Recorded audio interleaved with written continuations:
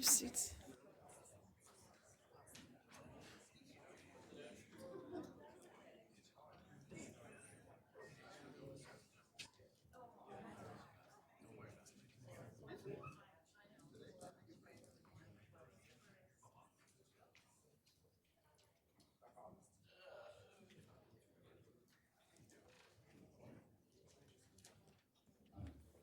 Thank you, everyone, for attending tonight, the March 24th, 2026 Board of County Commissioners regular meeting. We have a full slate of things to do tonight, so I'm so glad that you could all be here with us. With that said, Lou, could we do a roll call? County Commissioners Bartlett. Here. DeVore. Present. James. Remaglia. Here. Schratz. Here. Deputy Director Cruz. Here. Director Lazare. Here. And the announcement of the open public meeting law. Ladies and gentlemen, the notice requirement of the Open Public Meetings Law has been satisfied with respect to this meeting, specifying the time, date, and location, including the annual notice, adopted the reorganization meeting, filed with the county clerk, posted in the administration building, and mailed to 2 newspapers in accordance with the provisions of the law. Thank you. And Commissioner DeVore, will you lead us in the Pledge of Allegiance? Please stand and join me in saluting the flag of our country, please. I know.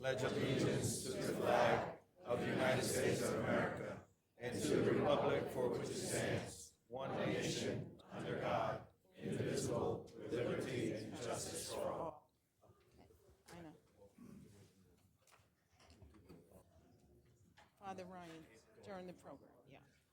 Okay, could we have a moment of silence to remember the men and women who have died while serving in the United States Armed Forces? And today, we lost one of our own, Dr. Stephen Rose from Passaic County Community College. Let's just give him an extra strong prayer. Thank you.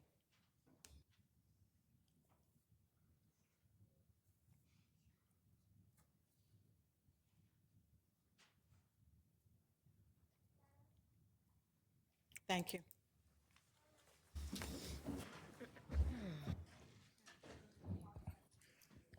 Can I have a motion to approve the minutes of March 10th, 2026? So moved. DeVore. DeVore and Remaglia? DeVore and Remaglia. County Commissioners Bartlett. Yes. DeVore. Yes. Remaglia. Yes. Schratz. Yes. Deputy Director Cruz. Yes. Director Lazare. Yes. At this time, can I have a motion to approve the proclamations? So moved. Second. DeVore and Remaglia. County Commissioners Bartlett. Yes. DeVore. Yes. Remaglia. Yes. Schratz. Yes. Deputy Director Cruz. Yes. Director Lazare. Yes. And at this point, I'll turn the program over to our county administrator. Thank you, Director, and I'll turn it right back over to you for our Women's History Month celebration.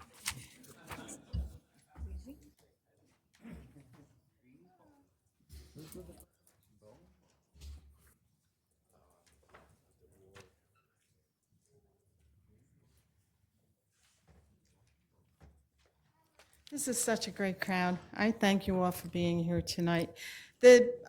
So for Women's History Month, there's always a theme, and this year the theme is Leading the Change, Women Shaping a Sustainable Future. And when I read that, I thought to myself, okay, we're moving forward here. We're not looking back. So I thought about what truly shapes our world today. It's not one group, it's not one voice. It's a collaboration of people working side by side, women and men on equal footing, each bringing their strength, the ideas, and the determination to the table. Today, it's no longer gender that defines a person's impact. It's their capability, their focus, and their commitment to making the lives of others better. That's what drives meaningful change. It's a really simple concept. We're not here tonight to look back, though the contributions of women who paved the way are undeniable and deeply important. Their work helped build the foundation we stand on today. But something powerful has shifted. We no longer need to bring a chair to the table because that chair is already there, right?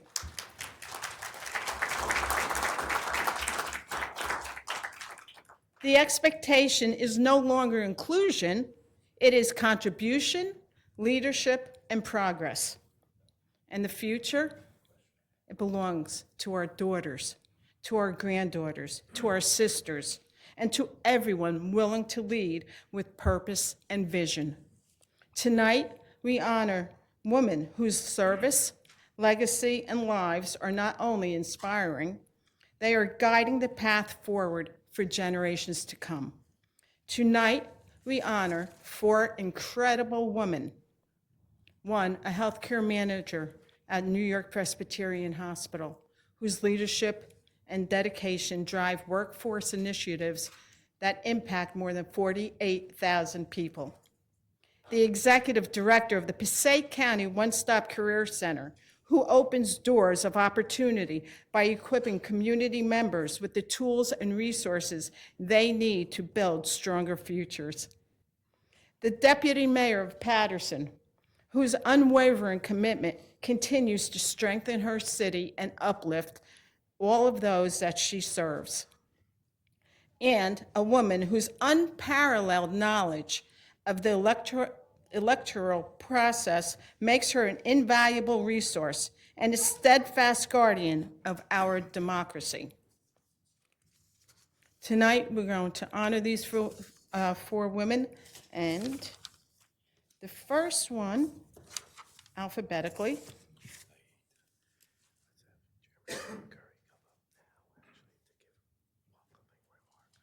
okay. So there's a little change in the plan. Chairman, would you like to come up and give some remarks? Oh, absolutely.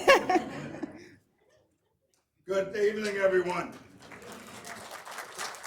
Thank you, Madam Director, for this opportunity. I deeply appreciate it. I don't come to many of these things because I know what they're going to do at the meetings from their agendas. But tonight, to me, is special. All 4 of these women have been in my life, one way or the other, for so many years. Helping me, I wanted to come and congratulate them and their various duties.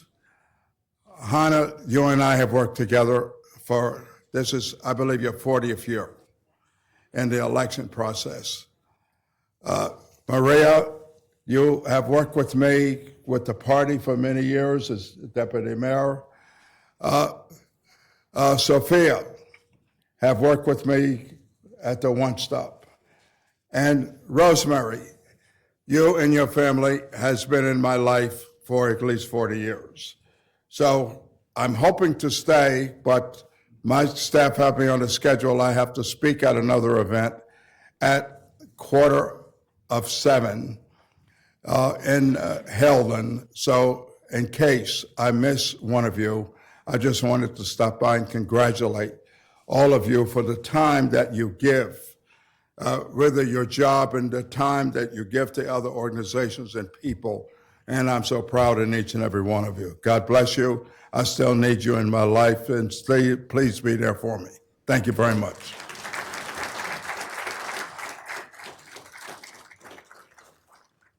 Okay, so apparently I don't follow programs very well. I'd like to invite Father Ryan up to give the invocation.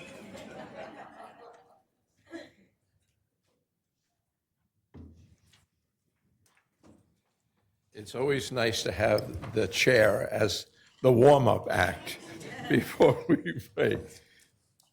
You know, I was telling my 2 sisters that we were having this celebration of Women's History Month.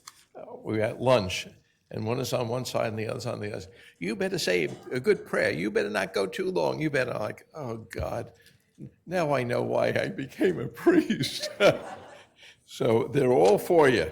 So am I. We pray. God of hope, nourish the hope that is already in our hearts. Help us to look for the good and the positive in our personal life and in the larger world. Help us to seek and find other hopeful people to be with, to draw strength and encouragement from them, and with whom we may share our own hope. Urge us to stay in touch with the many wonders of creation. And finally, help us to make time for our children, for they are the clear reminders to us of your steadfast hope in humankind. We ask this as we ask all things through Christ our Lord. Amen. I'm glad we see some kids here tonight, too. All right.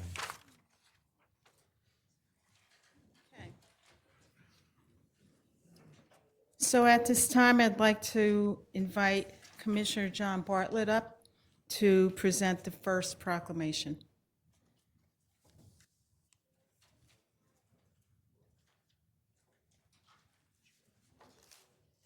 Thank you, Sandy.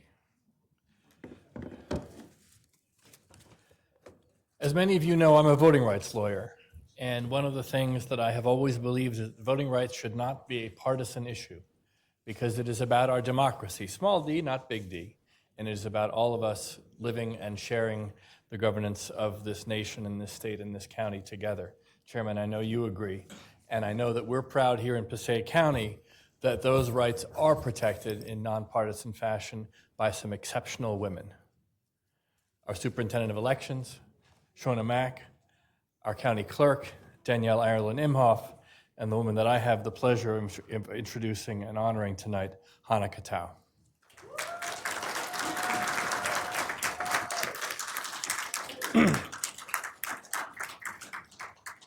So I will read this into the record, and very appropriately, it's a nice pink mat. Whereas the month of March has been designated as National Women's History Month in recognition of the outstanding achievements and contributions made by many exceptional women over the years, the Board of County Commissioners of the County of Passaic deems it fitting and appropriate at this time to honor and recognize Hannah Katau. And whereas Hannah Katau began her career with the Passaic County Clerk's Office in January 1986, 40 years ago, as a keyboarding clerk, and through dedication, hard work, and exceptional professionalism, was promoted to election clerk in 1987, principal election clerk in 1999, and election supervisor in 2013. And whereas throughout her 4 decades of service, Hannah has demonstrated outstanding integrity, professionalism, and an unwavering commitment to the voters and candidates of Passaic County, earning the respect and admiration of colleagues throughout the state of New Jersey. And whereas her extensive institutional knowledge, strong work ethic, and willingness to assist colleagues and the public have made a lasting and meaningful impact on the daily operations and reputation of the Passaic County Clerk's Office. And whereas Hannah has faithfully served through evolving election laws, advancing technology, and 5 administrative changes, always adapting with diligence, grace, and a positive spirit of collaboration.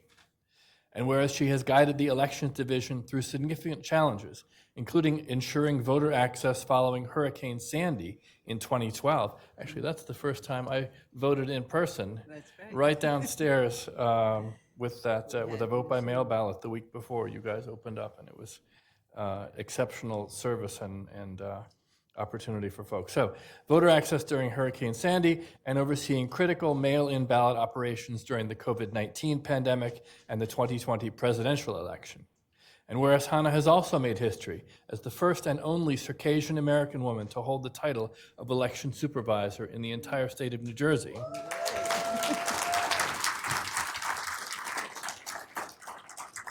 Representing an important milestone in both public service and representation. And whereas throughout her career, Hannah has become known not only for her leadership and dedication, but also for her honesty, humor, and ability to work collaboratively while ensuring that the job is done with excellence. Now, therefore be it proclaimed, the Passaic County Board of County Commissioners hereby recognizes Hannah Katau during Women's History Month for her 40 years of exceptional public service, leadership, and dedication to the residents and voters of Passaic County. And be it further proclaimed that the County of Passaic extends its sincere gratitude and appreciation to her for her contributions and congratulates her on this remarkable milestone. Thank you.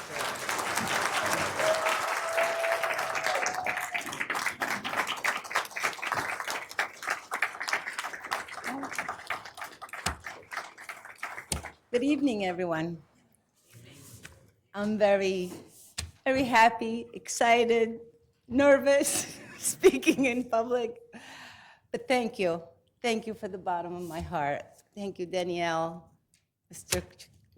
Chairman Curry, Commissioner, all the commissioner. Really, it's a heartfelt thank you from my heart. Thank you, my family, who's always support me. I love you. All the friends and relatives that made this moment possible. Thank you. Thank you. Goodbye.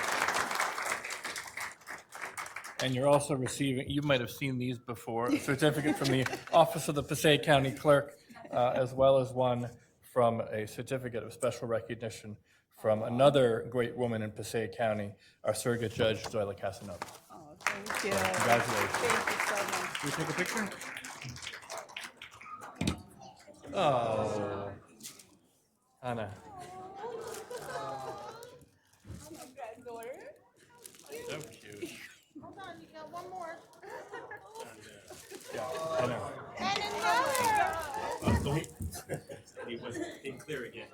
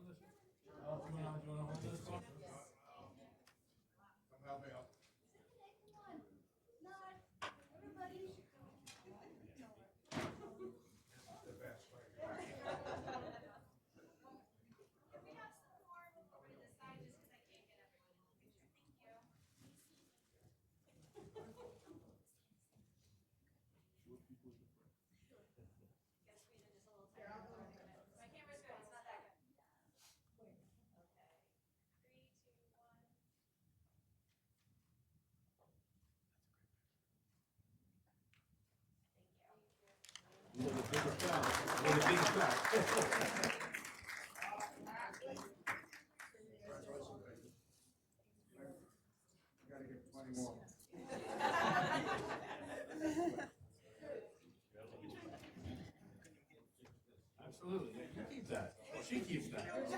You hold on to it for her.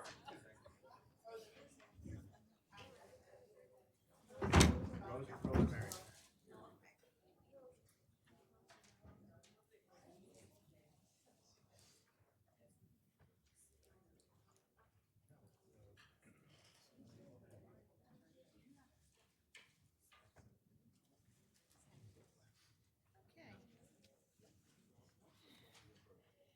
Okay, I'm very honored to be able to present a proclamation to a good friend of mine. We've gotten close over the years, and I consider you a sister. Come on up while I read this. Come on. Whereas the month of March has been designated as National Women's History Month, and in recognition of the outstanding achievements and contributions made by many exceptional women over the years, the Board of County Commissioners of the County of Passaic deems it fitting and appropriate at this time to honor and recognize Rosemary Trinkle Barron.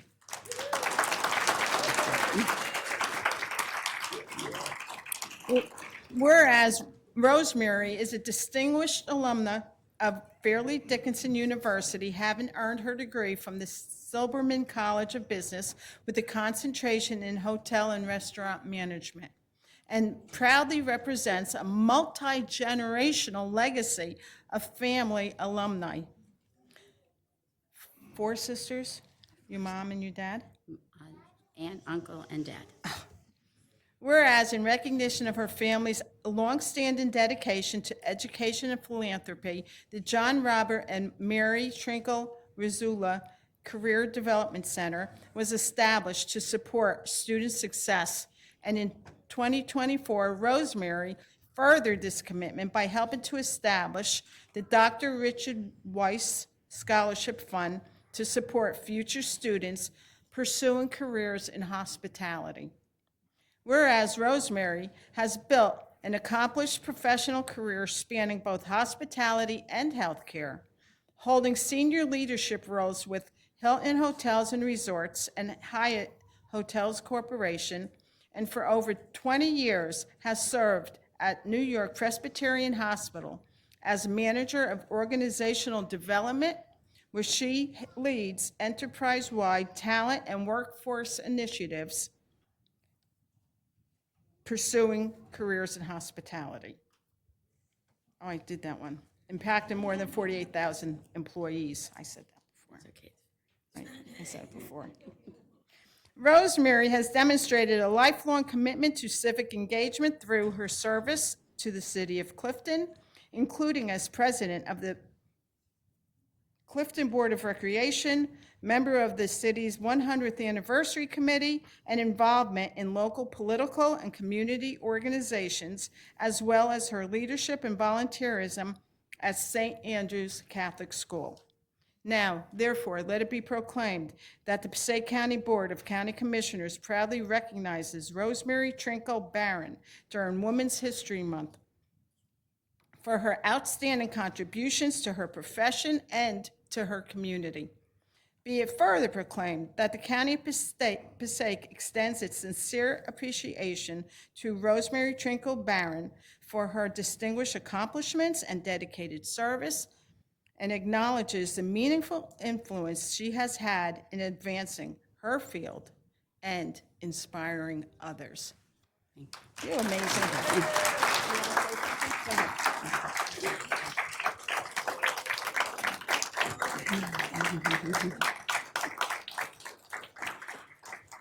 So thank you very much. I am very grateful for this award. And Sandy called me and we were speaking and it was around the snowstorm. And I was like, oh, would you like me to give you an update on what's going on in Clifton regarding the snowstorm? And she said, sure, but I really called you for something else. So I was very shocked, but also very honored. And I feel very grateful that I have been in a position to be able to be of service to, my community and also to Fairleigh Dickinson University, where I now serve on the Board of Trustees and I'm a past alumni president. And I know that that is because of the legacy of my family. And I'm grateful to have had my mother's family be in Paterson for many, many years of service in South Paterson, as well as my father's family who arrived in Clifton in the 1800s. And I'm grateful that they taught me, my mother, my father, my aunts, and my uncles, the importance of being of service to others and to pass that on, because whatever is given to us, we do have a responsibility to be grateful and to help the next person that we can. Thank you, and thank you, Chairman. Don't go anywhere. We have your proclamation from the commissioners. We have a certificate from you from the Passaic County Clerk, Danielle Ireland Imhoff, and a certificate from our surrogate, Thank you. Zoila Casanova. So I would like your family to come up and join us, in addition to Clifton Mayor Ray Grabowski and Councilman Tony Letono. Anybody else? George? And George Silva and anyone with FDU, Laura and Paleska. I'm going to move this back. You can get in front of it. Okay, Rosemary. thank you.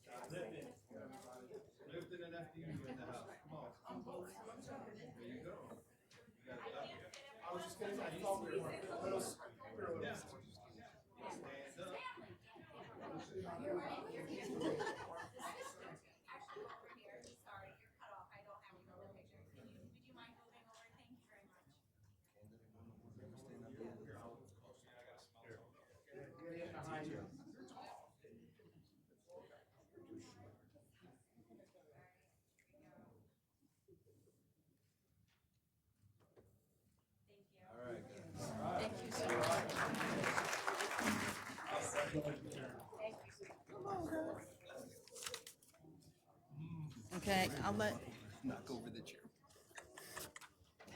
that would be even worse than my verbal.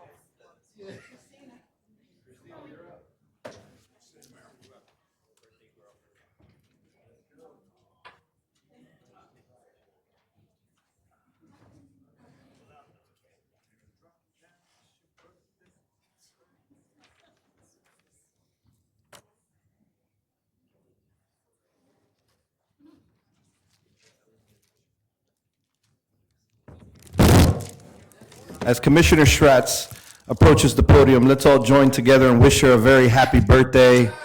It's her birthday today, guys. Thank you. Good evening, everyone. So I have the honor to present this proclamation to a friend to many and a special leader and also a super football mom. If you can please join us, Sophia, please.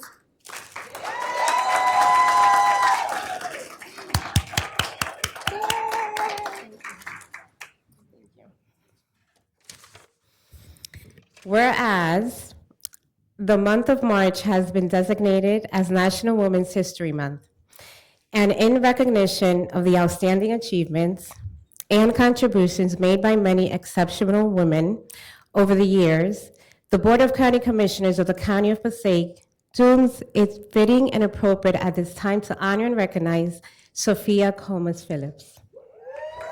And whereas Sophia Comas Phillips serves as the Executive Director of the Passaic County One Stop Career Center, where she leads a workforce resource hub dedicated to empowering individuals with the information, tools, and support necessary to successfully navigate their career pathways.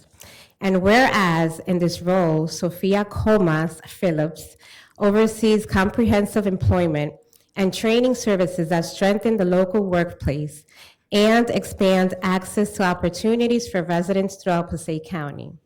And whereas prior to joining Passaic County, Sophia Comas Phillips serves as Assistant Vice President of Youth Services for Goodwill Industries of Greater New York and Northern New Jersey, where she directed programs serving more than 14,000 young people across New York City, and previously served as grants manager for the Hudson County Department of Family Services, overseeing major state and federal grants that funded vital social support and workforce training programs. Whereas a graduate of St. John's University, there you go. Sophia Comas Phillips began her career in social services in East Harlem, New York, and the East Harlem Council for Community Improvement, where she served as both a case manager for employment services and a business English instructor, beginning a lifelong commitment to serve equity and community impact. And whereas beyond her professional accomplishments, Sophia Comas Phillips is a devoted wife, mother, and a community member, married for 29 years to her beloved husband, Ben. Where is he? And the proud mother of 3 children, while also dedicating her time to volunteering in her community of Haskell, New Jersey, supporting local softball and cheerleader programs. Now therefore, be it proclaimed that the Passaic County Board of County Commissioners proudly recognizes Sophia Comas Phillips during the Women's History Month for her leadership, dedication to workplace development, and lasting contributions to the residents of Passaic County. Be it further proclaimed that the County of Passaic extends its sincere gratitude and appreciation to Sophia Comas Phillips for her commitment to strengthening our workforce, and empowering individuals and families to achieve opportunity and success. Congratulations.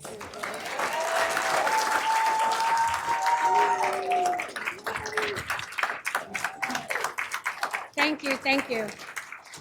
Thank you to the commissioners, our county administrator, our board to the clerk, our county council, Chairman Curry, who is my mentor and my boss. If anyone knows anything about me, they know how important family is. And I have several levels of family, and I have my county family, Zoila, Danielle, who I confide in and who I talk to.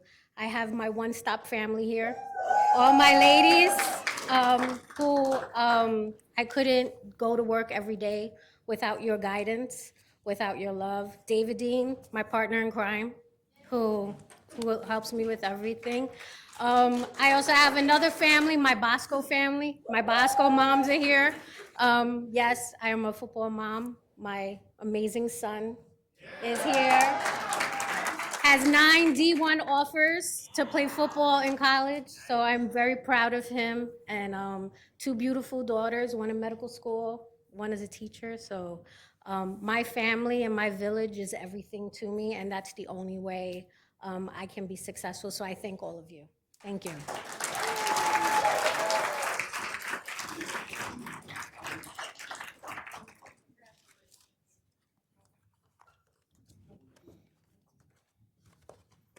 So we're gonna push this back, right?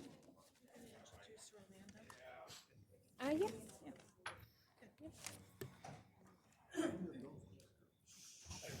Yep. Wait.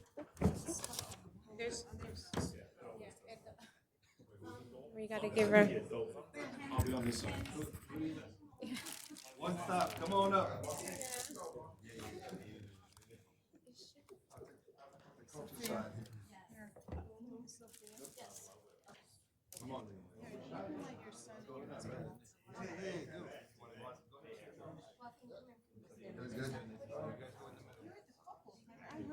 Football, baseball, everything. Wanna go short? Star athlete here in Passaic County. I'm right behind Red. I'm right, no. Stand up. Can we do this one more time so Davey can get a picture? Come on. Oh, yeah, come on. Sandy, can you come up? Come on, Sandy. Sandy. Yeah.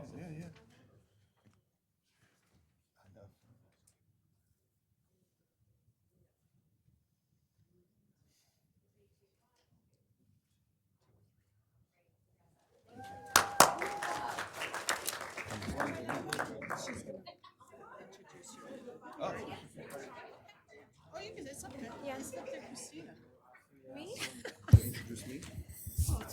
So everyone, now we will have our Deputy Director, Orlando Cruz, Commissioner Orlando Cruz, present our final proclamation. I got it. You're good.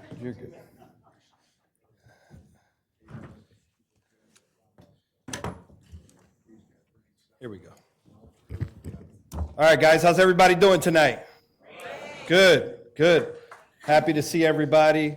We're here to celebrate some phenomenal women that have long-standing contributions in our county. We're so proud. I guess I can probably speak for all the men up here. We are happy to be surrounded by such powerful women that continue to move the needle forward here in Passaic County. And I oftentimes say, I ask our administrator sometimes, how does he do it?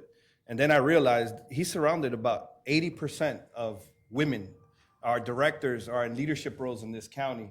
And that is a testament to the diversity that we have, to the confidence we have on when women lead, things get done. And we are so proud of that here in Passaic County. And so it is my honor to present our next honoree, a person who I have had many interactions with, a person who I have seen in action in our beloved city of Paterson, leading the way as a powerful woman and bringing up the next generation behind her. So ladies and gentlemen, welcome Maria de Pilar Rivas.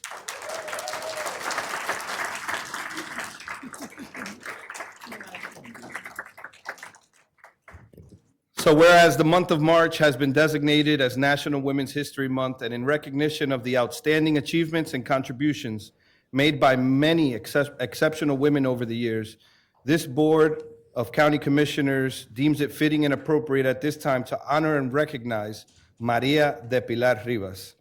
Whereas Maria, a native of Lima, Peru, Chimpún, there you go, has dedicated decades of her life to uplifting communities both locally and internationally through civic engagement, humanitarian services, and community leadership. Whereas she has served on numerous civic and leadership roles, including president of the Peruvian Parade, Inc., co-founder and president of the Peruvian American Political Action Committee of New Jersey, Board of Adjustment Commissioner for the City of Paterson, legislative aide, and deputy mayor of the City of Paterson.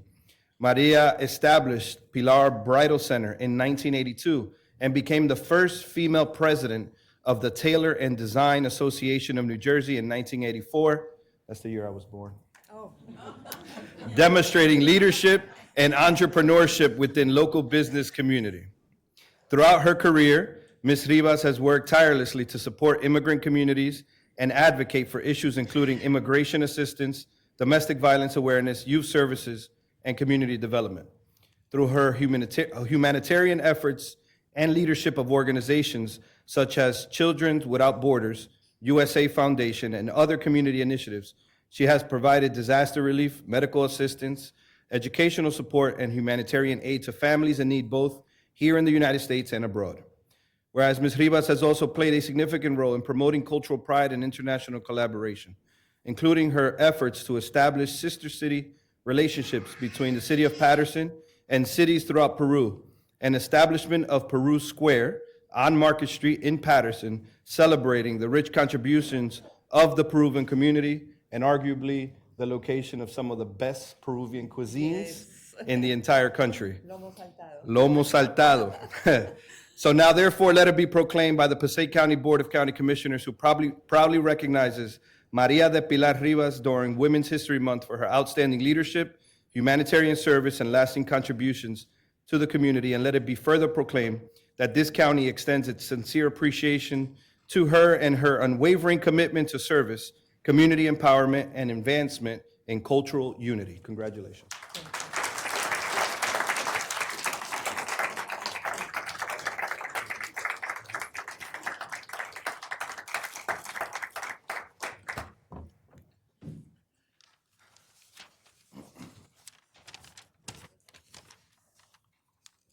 Good evening. Chairman, thank you for being here.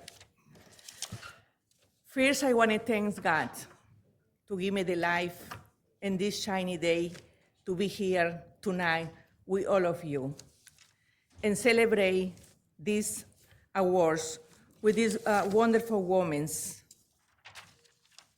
Hannah, Rosemary, Sophia. Yeah, Hannah, Rosemary, and Sophia. I thought was one more. You. And I want to thank our dear commissioners, all of you, thank you so much for this award. Thank you to my beautiful friend and director, Cassandra Lazara, and my good friend, Deputy Director Orlando Cruz, and another good friend, Danielle, and our surrogate, Zoila. I arrived to this beautiful country 48 years ago, 1978, full of dreams and with the promises of achieving my goals. 2 years later, I opened my bridal shop, Pilar's Bridal Center, without speaking and understanding English, facing this challenge for 26 years. As a single mom, I fulfilled my dreams of having 2 sons, Reynaldo and Gerson Udeña. We are now married and have given me love of my life, my grandchildren, Maximiliano, Bella, and Jacob. Life has made me a millionaire, but not because I have money, because I have beautiful friends, and I have beautiful family, and I can help those in need, something that is now part of my life and who I am be a nature. Thank you to the love of my life for being there and understand my work as community leader, for support me and hug me when I need it. Thank you, Oscar. I will always continue doing what I love because life has allowed me great achievement that give me the opportunity to move forward with a great faith and gratitude. I thank the organizers of this event and humbly accept this recognition, which I dedicate to my beloved mother who is in heaven. She was the example of the woman I am now. And remember, never stop dreaming, never stop serving, and never stop fighting for others. Thank you so much for all of you.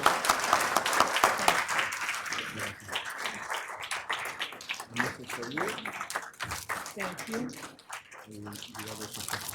Yes. Vamos a tirarnos la foto. Oscar, ¿quién más quiere? Carmen, my friends. Pasa al frente. Okay. Congratulations, honey. Let someone hold some of this stuff and you just hold your plaque. That's all I did. Where was your son? No, my son had his focus. That's right there.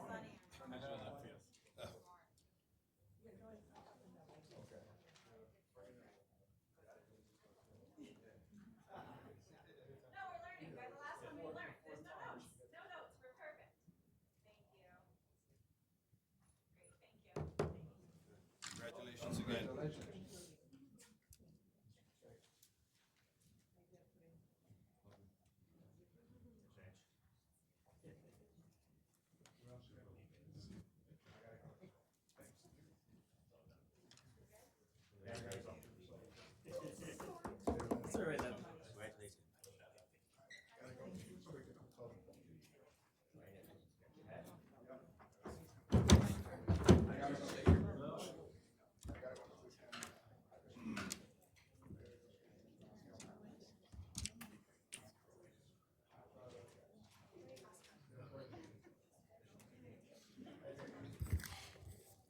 Okay, wait until Well, ladies and gentlemen, that concludes our first portion of our meeting, our Women History Month celebration. We do have a delicious buffet on the first floor for everyone to enjoy. However, you can stay, but I would want you to enjoy the delicious food that we provided you today. Again, thank you to all the honorees, and thank you all for supporting. Thank you. And Director, if I could we mentioned that we had certificates from Casanova and Ireland, but I just want to make sure we formally introduce that we were joined today by Surrogate Judge Zoila Casanova, County Clerk Danielle Ireland Imhoff, and Deputy County Clerk Nuisa Tawich. Also, thank you for being with us. And Clifton Mayor Grabowski and Clifton Councilman Latona. Thank you.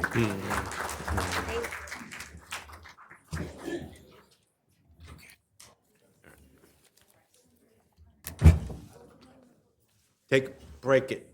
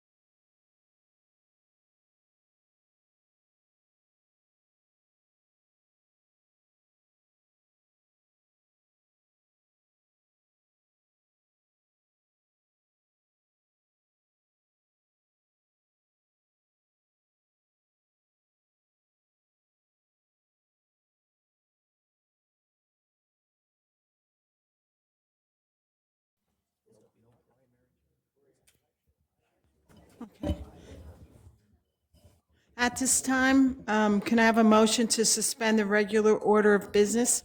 So moved, Not DeVore. yet. Second. Director, not yet. What? Not yet. That's not until we get to the bond ordinance. So remove your motion. I rescind my motion. I rescind my second. Oh, okay. Just for the record. You guys look like a gang up there. Like y'all about to beat All right, somebody up. Good evening, Commissioners. It's hard to believe this is the fourth budget that I'm presenting to this board as the county administrator. Definitely the most challenging. We're seeing it, county and local governments across New Jersey are seeing it. It's challenging budget years for a variety of reasons. I think what you're going to see here is that because of the strong financial foundation that we do have, we're able to weather this storm and present a responsible budget that is maintaining essential services vital to our residents. So just some foundational slides. Our budget committee, and thank you to Chairman Bartlett, Director Lazara, Commissioner Cruz. I know we had several meetings with all the commissioners discussing this budget. And then our administrative staff, myself, Deputy Administrator Tim Roteman, Assistant County Administrators Mae McGinley and Kelly Raffel, our CFO Rich Cahill, of course our auditor Steve Wilcox. So just talk a little bit about process. So in last year in July, the CFO sends out a memo to all of our department heads, tells them to start preparing their budgets. And I just want to recognize all of our department heads who do a lot of the back end work and our understanding of our role in presenting a responsible budget and oftentimes doing more with less during the budget process. Thereafter, we meet with all of the department heads throughout the fall. And then start the framework of our budget. And then we have several meetings internally with my core budget team to get to this point where we're presenting a budget. Our priorities, stable taxes, maintaining our credit rating, and a continued investment in vital programs, our infrastructure, our park system, our historic sites. Challenges, and we're going to talk about this a lot, and a lot of governments are talking about the challenges related to medical and prescription costs. The federal funding cuts with the new president, there's a lot of uncertainty, and it's challenging. You never know what's going to happen day to day. Normally, stable federal funding sources have become unstable. We had to deal with the federal government shutdown and everything that came from that, and emergencies. We've dealt with 2 major snowstorms this year. Again, we dealt with the federal government shutting down, and commissioners, to your credit, and to the credit of our financial position, us being able to step in and make sure people had food when SNAP benefits were cut. So there's been a lot of challenges. So we'll start with some good news. For the 10th year in a row, our tax rate is decreasing. It's a 37% reduction in the county tax rate over the last 10 years. I'll turn it over to our CFO to just explain a bit what that is. Okay, so this chart shows the tax rate over a 10-year period, and basically what it does is it shows, it's a picture of the tax levy divided by the property values within the county. What you're not seeing is it's really showing how strong how stable county taxes have been over the last 10 years. But not only that, hidden in this picture is strong property values. And with strong property values are, people looking to come to Passaic County to develop homes, develop businesses. They want to be here because of the proximity to New York, to the location to highways. It's just a great place to be.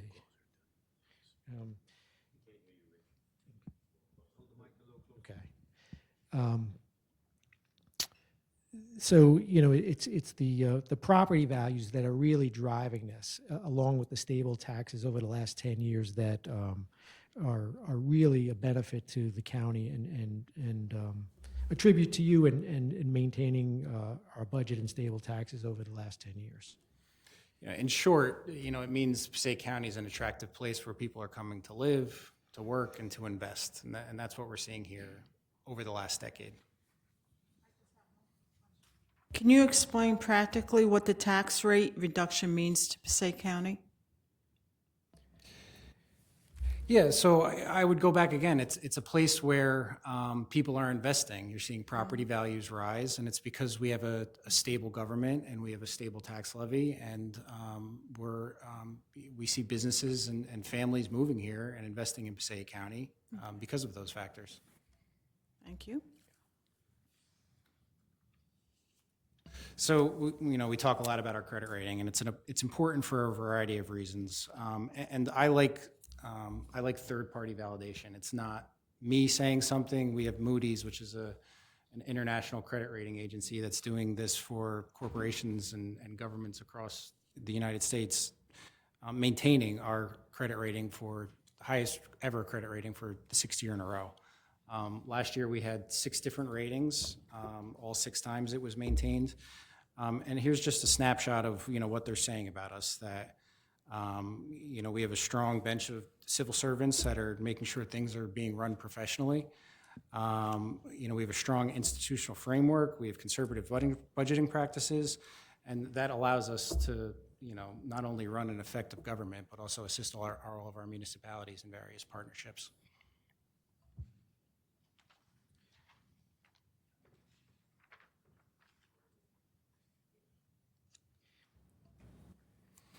Okay. Go ahead. So this chart shows a picture of our fund balance over the last 10 years or so, and you can see how each year it's grown. And this is one of the areas that Moody's focuses on when they look at us. And generally, when you talk about a government strength, you talk about fund balance. Fund balance does a number of things. It provides stability in budgeting purposes. It provides cash flow, right? You have the ability to meet your obligations in a timely manner.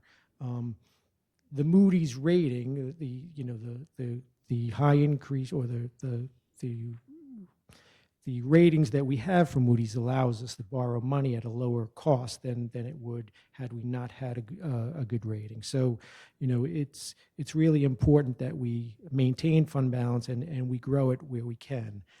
You will see in this chart that fund balance has grown every year except for calendar year 25, and you'll see that little asterisk.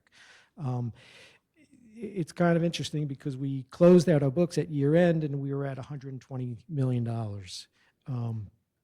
But then we realized that there was an entry that needed to be made, and it was an accounting entry. New Jersey governments do not follow generally accepted accounting principles. What we do is we follow a more conservative method, which is required by the state of New Jersey. And because of that methodology, we needed to book an interfund or set up a reserve related to our grant funds because there were grant funds that we had not received. And that really accounted for the drop in fund balance in calendar year 2025, which is really just an accounting entry. So reserves, which are an important tool that we have and that have grown over the last 20 years. And as we were preparing for this presentation, we were talking about in a lot of ways, reserves are, more important than fund balance in terms of the unknowns, not knowing what's going to happen from day to day, not knowing the federal government's going to shut down, not knowing if we're going to get 4 feet of snow, not knowing what lawsuits we're going to have to deal with or what health benefits and prescription benefits look like on a month-to-month basis. This gives us the flexibility to ensure that we can deal with the unknowns without major spikes in our budget. Yeah, so the first 3 line items on this schedule show workers' comp, health benefits, and liability insurance.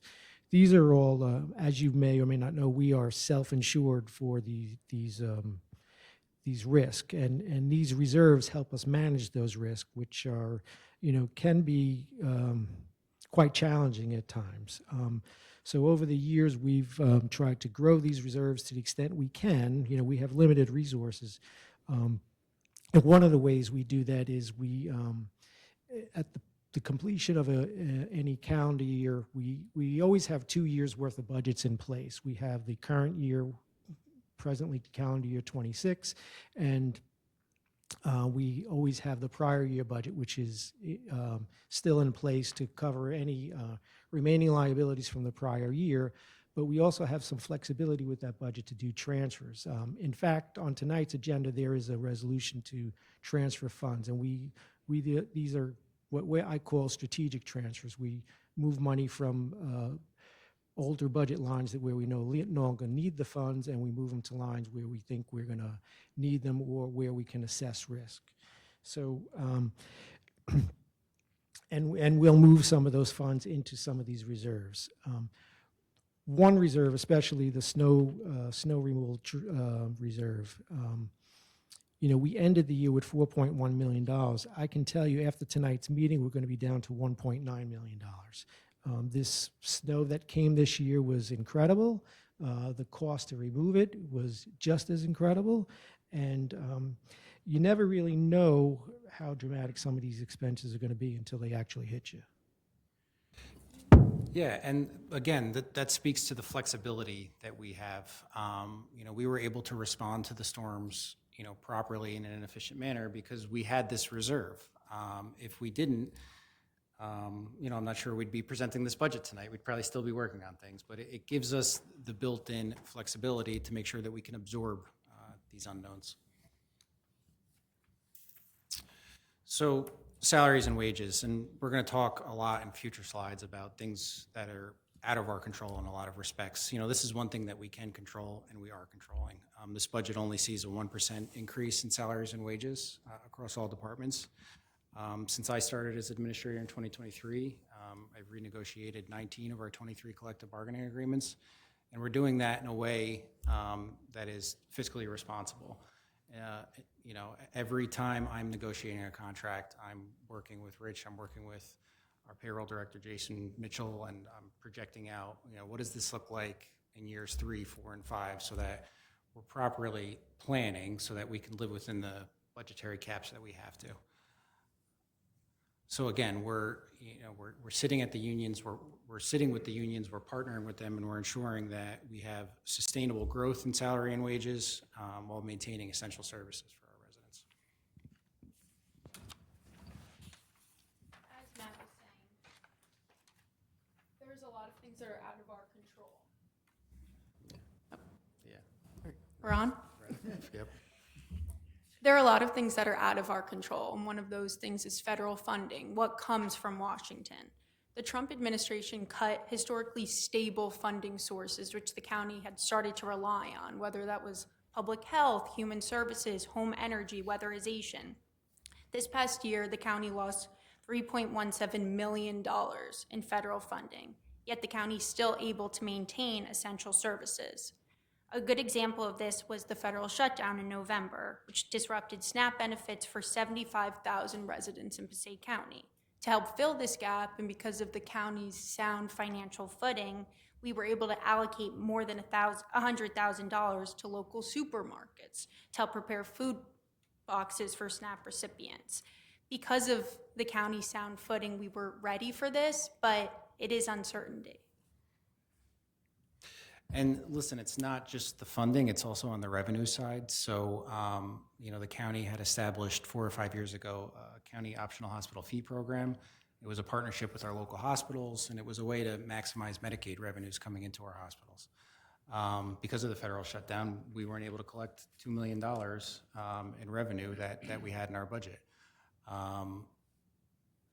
With the SNAP funding, with the lapse in SNAP benefit, as Maeve said, and this speaks to, the importance of our reserves. We had to step in there and spend close to $500,000 to make sure 85,000 Passaic County residents had access to food for that stretch of time.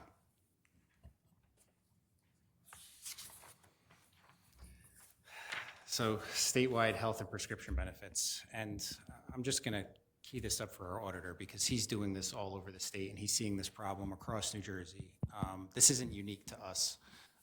You're seeing it on the statewide level, you're seeing it in county governments, you're seeing it in local governments. The big thing that I'd like to emphasize here is there's a lot of different ways that governments are responding to this.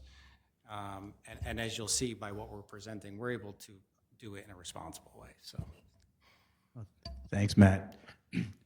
As usual, I get the bad news. State health benefits are out of control. It's a statewide problem. As I was sitting here watching you honor the Women of the Year honorees, I got a text message from my son Matthew with an article hot off the presses. Hoboken Board of Ed unanimously approves tentative $104.8 million budget with 27% tax hike. 27%. The article goes on to talk about it. The school increase is $750 to the average residential assessment of $562,000. That's on top of the city, which I represent, hasn't introduced their budget yet, but they have a $17 million budget gap, which equates to about a 22% tax increase. These increases are driven by healthcare,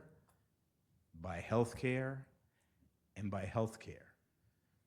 Salaries are controllable, there's contracts. Hoboken Board of Ed happens to be in the state health benefits plan. 34% increase this year. Over the last 4 years, state health benefits, which, if everybody remembers, the former governor pushed and coddled people into going into state health benefits because the thought process was that the bigger you make it, the more covered people there are, the wider you can spread the cost, the better it'll be. Hasn't worked out that well. Everybody that can is getting out of state health benefits, and the only ones that are going to be left in state health benefits are going to be the bad actors that can't find another place to go because their experience rating is so bad that nobody else will take them. We're self-insured. Over the last 6 years, I believe, we've seen an increase of about 70%, which ironically is bordering on tremendous based on everything that's going out in the healthcare community and the cost of benefits.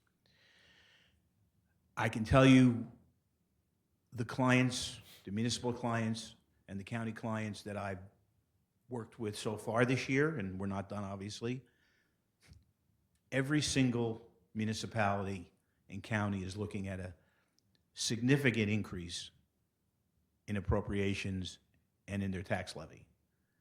So it's, again, this issue is not just a Passaic County issue, it's not just a New Jersey issue, but Hoboken's going to be, the average homeowner in Hoboken is probably going to be looking at, when all is said and done, a $1,500 increase in their property taxes in 1 year. The system is in big trouble. I'm done with the bad news. So let's just frame that in terms of what it looks like here, right? So since 2018, we've seen a $33 million increase in group hospitalization and prescription benefits program. It's a 71% increase. And again, you know, this is not unique to us, and frankly, this is with 200 less covered lives. So there's a lot of different ways governments across New Jersey are dealing with this problem, but because of our financial stability, we're able to do it in a way that's both responsible and stable. So what are we doing to try and contain these costs? Because we're not doing nothing, right? So we're focused on our traditional healthcare plan. It's our most expensive plan offered to employees. There's 4 different plans. We've done a lot of work through collective bargaining, eliminating eligibility for that plan for 10 of our 23 units. And for the remaining 13 units, we've limited eligibility, so we've stopped it with new hires at a set date. We've done a lot of negotiating with the unions to incentivize the use of generic prescriptions, which saves us a lot of money. You know, I use the example of Vicodin. You use name brand Vicodin. It costs hundreds of dollars more than using a generic prescription. So we're pushing, incentivizing employees to make sure that they're using generic prescriptions. And we're leveraging our partnership with CVS Caremark, which is our prescription benefit manager, to leverage that relationship and yield savings from that. A big driver that we're seeing and that a lot of different government entities are seeing are the use of GLP drugs. They're very expensive. There is no generic. But we have put in pre-clearance measures last year through the Insurance Commission to ensure that if you're using this GLP, there's a medical reason. It's not just I want to lose weight. It's you have diabetes or you have some sort of cardiovascular issue. Ooh, wrong button. So that's it for the bad news for now. So we have this conversation a lot. I have it with the commissioners. I have it with residents and the general public of what does the county government do? So, I want to spend some time talking about what exactly this budget funds. And it runs the gamut from law and public safety to senior services to health and human services. The county's often the first line in our country's social safety net. It's education, it's parks, it's historic sites, it's tourism. We run elections, and then we have a lot of infrastructure that we're responsible for. So let's start with education. This budget funds $26 million in funding for our two educational institutions, Passaic County Technical Institute and Passaic County Community College. As you're all well aware, PCTI is one of the top schools in Passaic County. It's one of the top schools in New Jersey, and that's due in large part because of the funding that this board is providing that school. And Passaic County Community College, and God rest his soul, we lost Dr. Rose today, and a lot of the work he's done has created opportunities for people over, his 40-year-long career. And, numbers seem abstract, but, my mom went to Passaic County Community College. She graduated, later in life. She graduated the same year I graduated high school, and it was because PCC was there. She was able to go there in an affordable way. We were a middle-class family. She went on to William Paterson. She got her master's and had a 20-year teaching career in Bloomingdale. So that was all because of the funding that the commissioners are providing to make sure that Passaic County Community College exists. So public safety. Just like in local government and county government, public safety is a large driver of this budget. So what does the public safety in Passaic County provide? Our sheriff's offices provide safety and security here around the courthouse complex. We're paying for the jailing of inmates from all of our municipalities throughout the county. And we closely work with and assist our municipalities in many ways, from detectives providing investigations to providing specialized services like the bomb squad, K-9 unit, and Marine rescue units. The Sheriff's Department also supports our local police through a donation of surplus equipment every year. So our Sheriff's Department is really assisting and providing coverage for many of our municipalities throughout the course of the year. Our prosecutor's office is a big part of that. Obviously, they're providing support to each of our municipalities as well. This past year alone, through the Passaic County Prosecutor's Office and the forfeiture program, they were able to procure new equipment, things like tactical gear, software, technology, for all of our local police departments to use, and a lot of that is not through tax dollars, but through forfeiture funds. But it's the good work of the prosecutor's office that the county foots the bill for. Our police academy, one of the finest in the state. Our police academy graduated over 120 officers this past fall. We're on track for another large graduating class this spring. Police academy is doing exceptional work, as is our OEM. Our OEM has been there for us through major disasters over the years, hurricanes, snowstorms. They continue to provide services to each and every one of our county local government agencies. Yeah, listen, nothing aggravates me more than hearing or reading people talk about how Passaic County wants to defund the police or that we don't prioritize public safety, because I can tell you right now, 25% of this budget is dedicated to protecting Passaic County families, $103 million.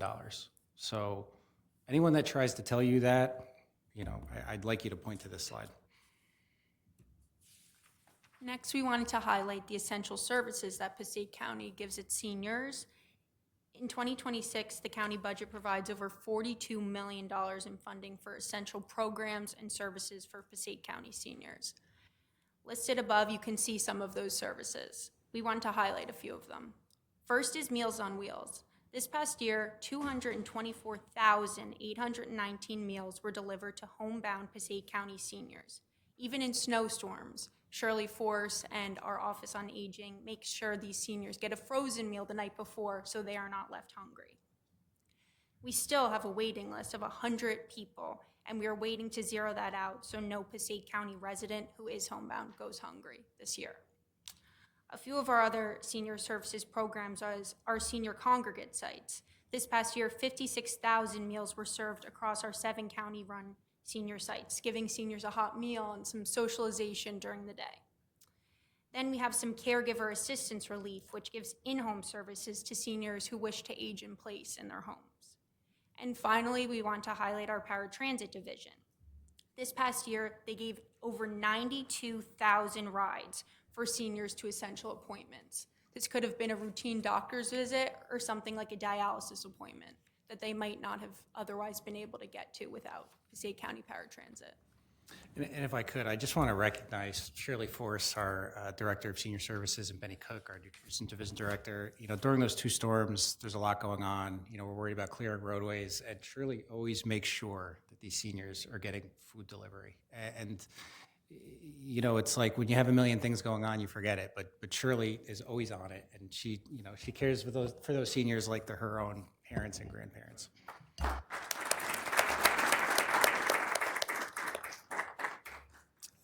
Next, we want to highlight some other ways Passaic County is protecting the most vulnerable residents we have here. This kind of humanizes the budget, puts a face behind the people that are getting this funding. This could be youth services, addiction treatment prevention, mental health services. It really runs the gamut. Something we're excited about this spring is the opening of the Passaic County Highlands Regional Service Center in West Milford, to provide more access to up-county residents and just expand the resources. This will be a health department, a senior nutrition center, and it will also give access to mental health and addiction programming. Yeah, and I can tell you Dr. Kakar, our Human Services Director, is on the cutting edge of programs that we can offer. She's always calling me with new ideas. She's using data and analytics to make decisions to make sure that we're spending money in the most effective manner. So we've talked a lot about the Liberty. We're on track to open our Veterans and Senior Housing Complex this fall. The waiting list is open. My slide's already outdated. We had an Affordable Housing Corporation meeting before this. We had 40 residents submit as of yesterday. As of today, we've had 55 residents submit, both veterans and seniors, to apply to become eligible to live in this facility. I think it speaks to the board's dedication and commitment to ensuring that our seniors, and especially our veterans who put it all on the line and signed up to protect our country, have a place to live.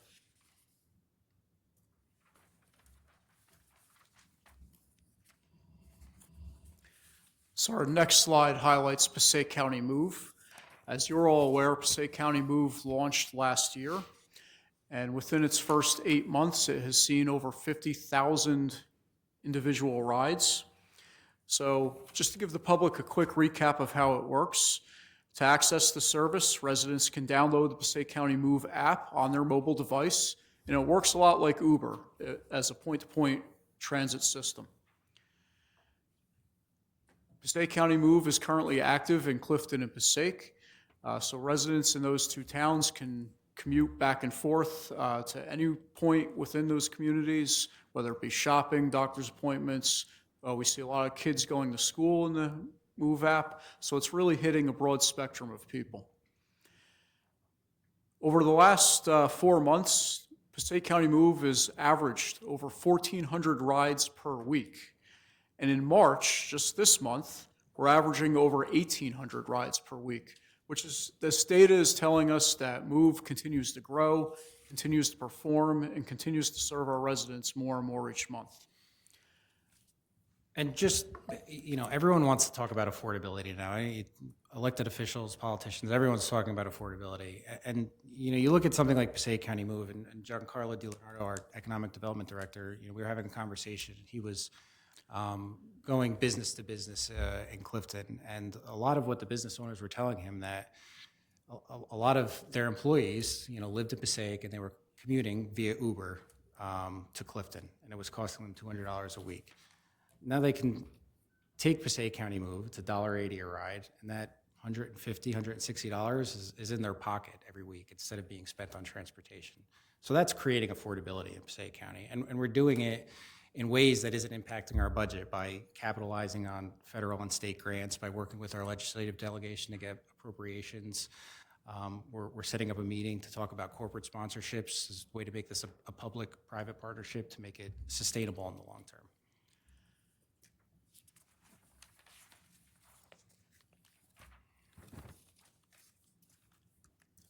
So one of the things that you should all be proud about is your investment in the Passaic County Park System. This Board of County Commissioners has done a wonderful job supporting and investing our county parks, and the results show. Our Parks Department is one of the cleanest and safest in the country, and we have some incredible projects in the works for 2026, including the refurbishment of basketball courts at Garrett Mountain and the start of Dundee Island Phase 2 improvements. Dundee Island Phase 2 will be 2 projects, a pedestrian bridge and a renovation of North Pulaski Park.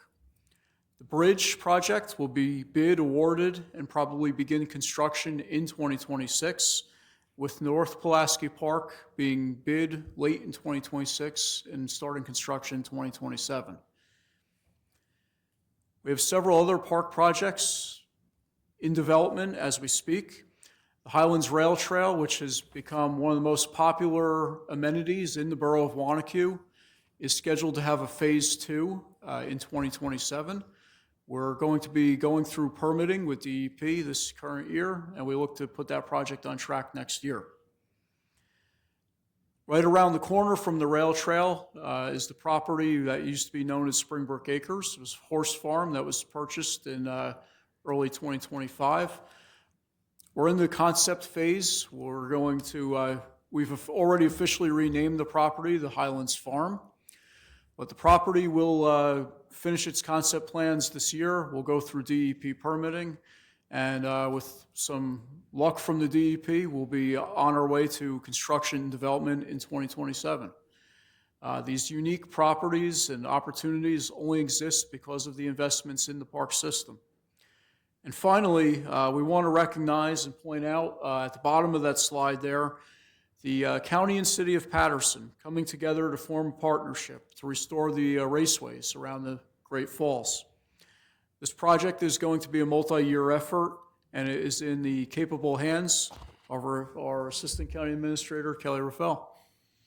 Yeah, and I would just want to note that, last year, I was reviewing the presentation I gave in 2025, and oftentimes in public meetings, government officials will talk about projects that they want to do. And I look back at the projects we talked about last year. It was Highlands Rail Trail Phase 1 that we broke ground on, that's completed. It was about the multi-million-dollar investment in Lammer Castle that was completed and opened. And it was the renovation of the historic Schuyler Colfax House in Wayne, which is set to be open and has been redubbed the Passaic County Military Heritage Museum. So we're not just talking about these things, we're accomplishing these things, and we're investing in the Passaic County Park System. Stole a little of my information there, but with the county's investment in parks and historic sites over the last 10 years, and of course with the efforts and dedication of Darrell and his staff and Norden Murphy and the Department of Engineering, 2026, we will see an impact on revenue, visitation, and economic development. And just to give this in numbers, a few months ago, I had presented to the board our Heritage Tourism Master Plan, which we did complete in 2025. So New Jersey as a whole brings in $44 to $45 billion in tourism revenue. And of that, $3.9 billion in heritage tourism. And why we're driving that, and that's, those figures is important to Passaic County because Passaic County is a destination via heritage tourism. And with that, we have sort of 3 sectors that you'll see in 2026 where we're going to move to our programmatic arm after this, decade of investment. One, forging partnerships with sort of more high-profile organizations like the Bruce Springsteen Center for American Music, which also is set to open in June. We have been invited to participate in more statewide initiatives, for example, History Pinned, which is a passport program for the tourism season. So we've been selected for 2026. We're also in ads in Canada, Germany, other states to drive visitors here. And even in 2024, our last sort of benchmark, we saw just over 2 million visitors to Passaic County. So by having those partnerships, we're able to, right? Our goal is to bring in more visitors. Second, site reopening. Passaic County will have all of its historic sites opened by the end of 2026. So, right, starting with Lambert Castle that saw 3,000 visitors in its first weekend and has continued to see 300 to 400 visitors since its reopening. So we'll have Lambert Tower early this summer, the Schuyler Colfax building by the end of summer. We have our Passaic County Archaeology Center that's opening this spring. So right, having these sites open is creating Passaic County as a destination for people to come visit, stay, eat, engage with the communities here. And lastly, we have been over the years through the Parks Department and the Department of Culture and Historic Affairs putting on quality county-wide events and initiatives. So right, Passaic County Restaurant Week, Art in the Park, the Book Festival, the County Fair, they continue to grow each year. So 2026 with FIFA and 250th combined, we'll hold our first county-wide tourism week, which is July 6th through the 12th. And again, all benchmarked through successful budgeting that we're able to put on high-quality programs. So. Yeah, and we're also creating partnerships with our municipalities. Earlier this year, the board approved a mini grant program so municipalities and nonprofit organizations can apply for funds to run programs related to our country's 250th anniversary. So, we're working across various levels because it's important for the towns and it's important for us that people come and visit Passaic County. It drives our local economy. Next, we want to talk about prioritizing shared services agreements. Matt highlighted it with those partnerships with municipalities. So last year, the county received a grant from DCA to support shared services. Part of that grant is covering the salary of a shared services coordinator, whose job is to look for those opportunities, whether it be with counties or municipalities, to kind of partner up. You can see the larger list up there, but we want to highlight a couple of them. The first is the county serves as the health department and health officer for 7 of our municipalities. Our health department director, Araceli Pinto, has spearheaded a lot of this and taken a lot of it on. This is no more expensive to the county, but it gives the municipalities not only savings, but more resources and access to that greater county health department. The county is better equipped to handle a public health emergency, as seen in COVID and things of that nature. These towns have small staffs, 9 or 10 people. The county health department has 37 people on staff ready to handle any of these things. One town we'd like to highlight as an example is Bloomingdale. So far, they've saved $28,000, and over the next 10 years are projected to save around $300,000 from using the county as their health officer. Another shared service agreement we have is the expansion of fiber optics to 6 of our municipalities. This is giving them high-speed internet at a cost savings. This helps around 69,000 residents, saving municipalities almost $100,000 annually by using that county service. The last one we want to talk about is we recently established a stakeholder committee of municipalities and experts to see the feasibility of a county-wide EMS and kind of looking at those coverage gaps across the county to improve our emergency response overall, whether it be those rural communities up county or the densely populated city suburban neighborhoods down county. And as you can see from this list, we also have shared services with other counties, whether it be Bergen, Hudson, Essex, all across the board to save money and make things more efficient.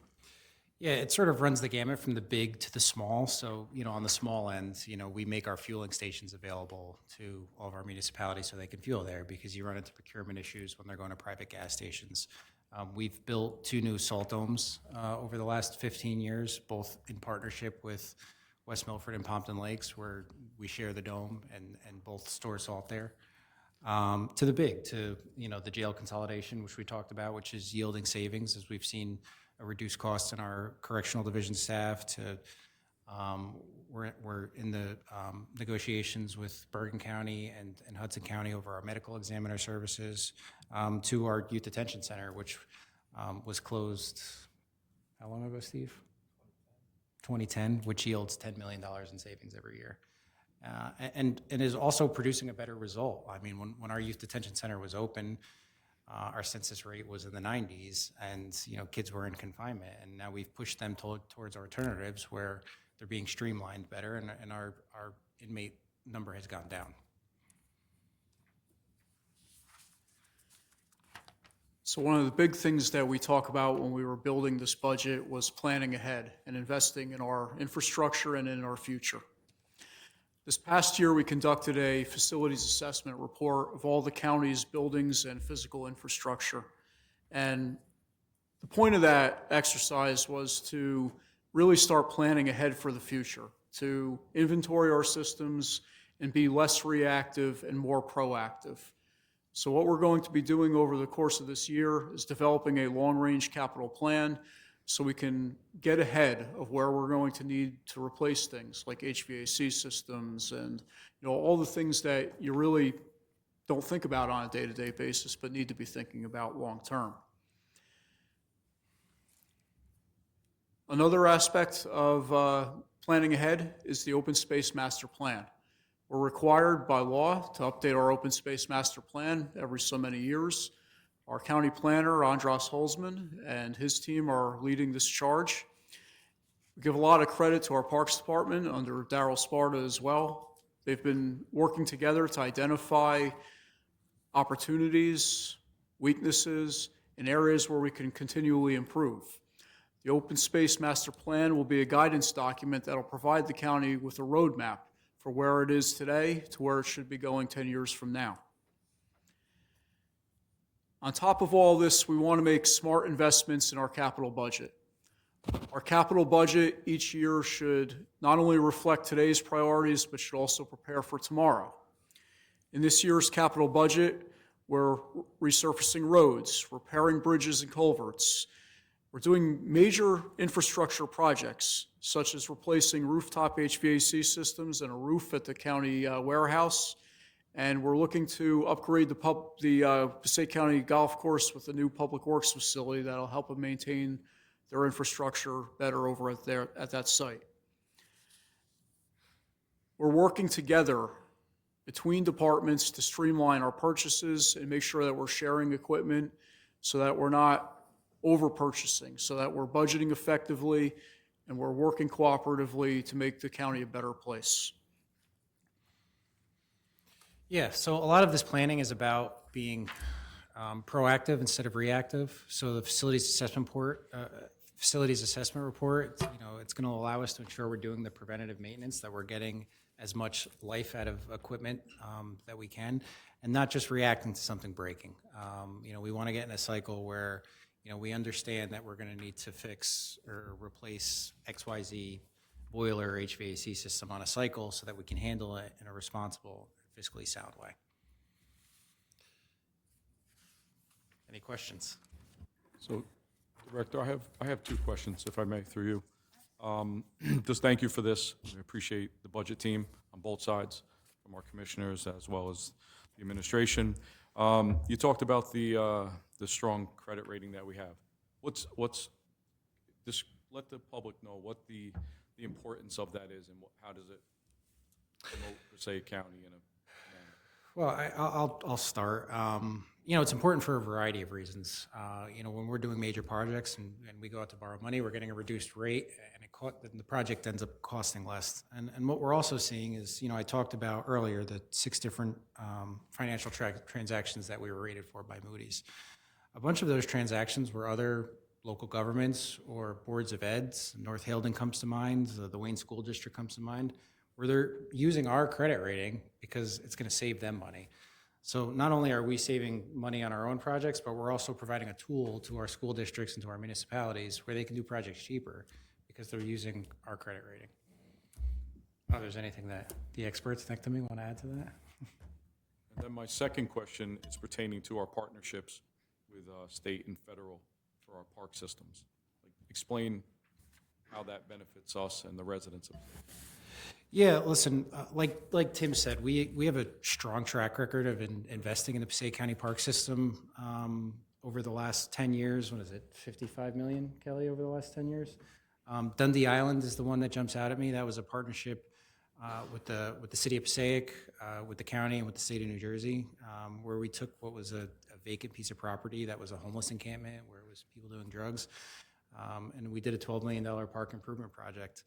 And not only did we create a world-class park facility, we built it in a flood zone. So historically, that East Side neighborhood had flooded, and we built in green infrastructure elements of that park. And what we're seeing now, 5 years later, are flooding events that used to spill into residences and businesses aren't getting flooded like they were because our park is absorbing the water.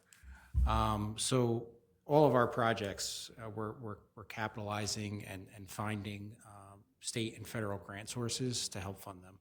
I know Kelly can speak to a lot of what she's done in terms of grants we've secured for our historic sites too.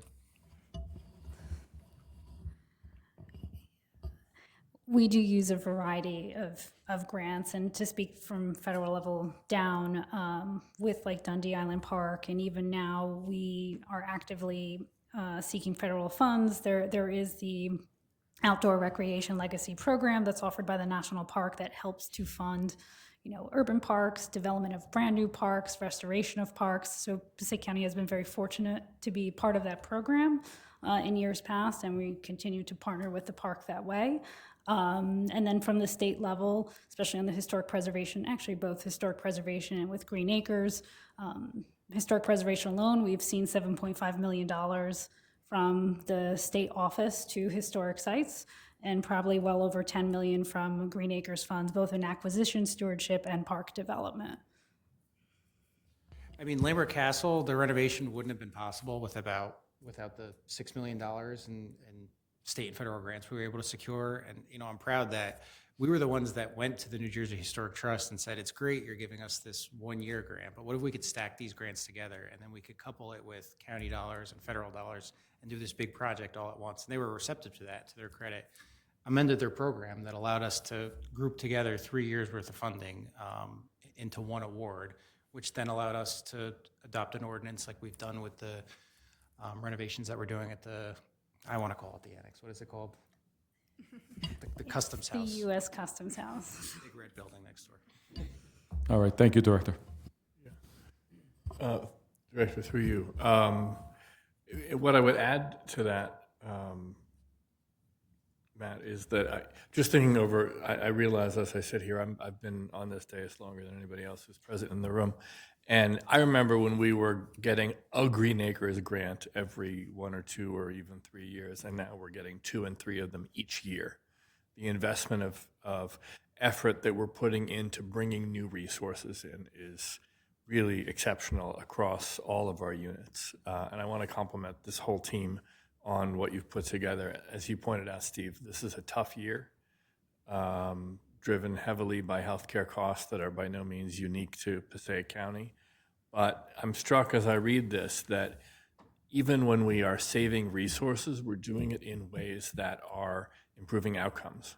Whether you're talking about the improved outcomes and decreased incarceration by closing our juvenile facility many years ago, to the fact that when we're providing public health services, we're able to do it at scale for municipalities that would be able to provide less, and yet it's costing them less to provide that through us. The way in which the jail closure enabled us to put out Passaic County Sheriff's Department ambulances to backstop the many towns like mine where those are volunteer services. So I just want to remark on how we're not just saving resources, we're doing it in ways that's actually increasing services and improving outcomes. I think one of the questions that we often hear, particularly in years like this where the numbers look dire, is what is this? What are these reserves? It was slide 7 in your program, but why are we setting aside, or holding back or keeping so much money?